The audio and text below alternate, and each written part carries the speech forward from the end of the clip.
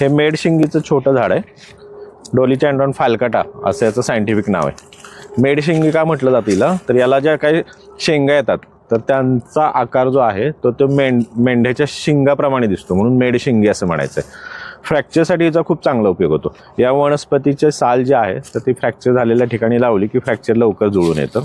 यकृताचे म्हणजे लिव्हरचे आजार, जुलाब होणं, अतिसार याच्यामध्ये सालीचा काढा घेतला की गुण चांगला येतो।